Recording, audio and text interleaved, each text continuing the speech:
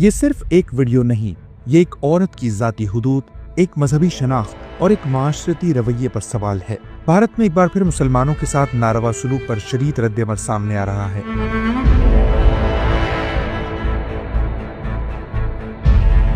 भारतीय अदाकारा ज़ाहिरा वसीम ने बिहार के वज़ीर आला नीतीश कुमार से खुले अल्फाज में मुआफ़ी का मुतालबा कर दिया है, जबकि साबिक क्रिकेटर इरफान पठान ने भी अक़ीदे के एहतराम पर जोर दिया है।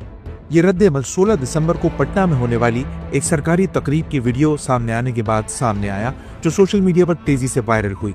वीडियो में देखा जा सकता है कि बिहार के वज़ीर आला नीतीश कुमार डॉक्टरों में डिग्रीज तकसीम कर रहे हैं। इसी दौरान एक मुसलमान खातून डॉक्टर नुसरत परवीन की बारी आती है, जो मुकम्मल बुर्के और नकाब में मलबूस हैं। तो वज़ीर आला नागवारी का इजहार करते हुए इशारे से उनसे नकाब हटाने को कहते हैं।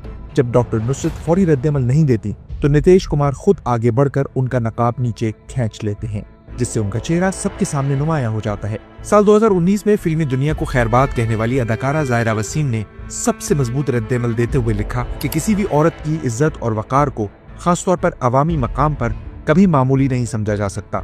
ताकत या ओहदा किसी को हक नहीं देता कि वो किसी औरत के हिजाब या पर्दे में मुदाखलत करे। नीतीश कुमार को इस खातून से गैर मशरूत माफी मांगनी चाहिए।